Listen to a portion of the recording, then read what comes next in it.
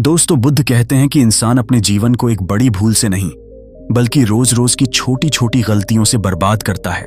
ये गलतियां इतनी साधारण हैं कि हमें महसूस भी नहीं होता, पर इन्हीं से हमारा स्वास्थ्य बिगड़ता है, मन अशांत होता है और जीवन अधूरा रह जाता है। एक दिन राजगृह के विहार में बुद्ध अपने शिष्यों के साथ बैठे थे। हल्की हवा चल रही थी, वृक्षों पर पंछी गा रहे थे। तभी एक शिष्य आगे बढ़ा और बोला, भगवान, हम साधना करते हैं, धर्म सुनते हैं, लेकिन मन में स्थिर शांति क्यों नहीं टिकती? बुद्ध मुस्कुराए और बोले, कारण तुम्हारी रोज की 7 गलतियां हैं। जब तक तुम इन्हें नहीं छोड़ोगे तब तक शांति नहीं मिलेगी। बुद्ध ने समझाना शुरू किया। पहली गलती है सुबह आलस्य से दिन की शुरुआत करना। सुबह का समय जीवन का सबसे कीमती समय है, लेकिन लोग उठते ही सोचते हैं थोड़ी देर और सो लूं। यही आलस्य जीवन भर पीछे धकेलता है। एक बार एक युवक मेरे पास आया और बोला, भगवान, मैं मेहनत करता हूं पर सफलता नहीं मिलती। मैंने पूछा, तुम दिन की शुरुआत कैसे करते हो? उसने कहा, मैं सूरज निकलने के बाद उठता हूं। जी, तब मैंने कहा, जैसे सूरज देर से उगे तो धरती अंधेरे में डूबी रहे, वैसे ही जो देर से उठता है उसका जीवन अंधकार में डूबा रहता है। दूसरी घटना, एक किसान ने अपने बेटे से कहा, अगर तुम देर तक सोओगे तो खेत कभी हरा नहीं होगा। बेटा नहीं माना। एक दिन पिता ने उसे खेत में देर से भेजा। सूरज चढ़ चुका था, मिट्टी सूख गई थी, पानी डालने पर भी वह मिट्टी नहीं सूखी। तब किसान बोला, देखा, देर करने से खेत ने पानी नहीं लिया। ऐसे ही देर करने वाला इंसान भी जीवन की ऊर्जा नहीं सोख पाता। बुद्ध ने कहा, दूसरी गलती है बिना जागरूकता के भोजन करना। लोग खाते तो हैं पर सजग नहीं रहते। एक बार एक अमीर व्यक्ति मेरे पास आया, बोला, भगवान, मैं उत्तम भोजन करता हूं फिर भी बीमार रहता हूं। मैंने पूछा, तुम खाते कैसे हो? उसने कहा, जल्दी जल्दी, बातचीत करते हुए।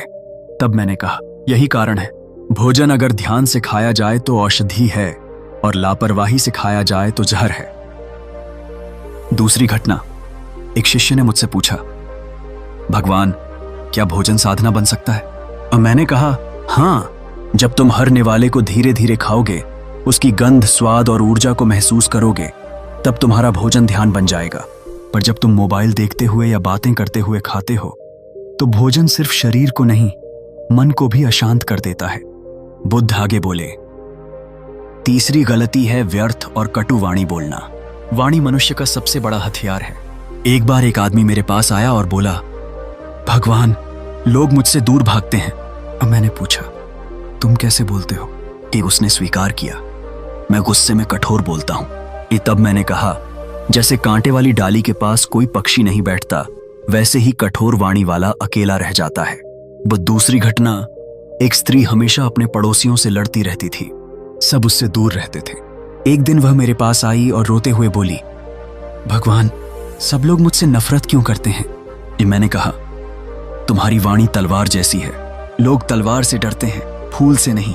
अगर तुम अपनी वाणी को फूल बना दोगी तो सब तुमसे प्रेम करेंगे।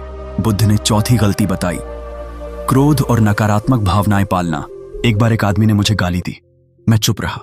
कुछ देर बाद वह खुद शर्मिंदा हुआ और बोला, भगवान, मैंने आपको अपमानित किया, फिर भी आप शांत क्यों रहे?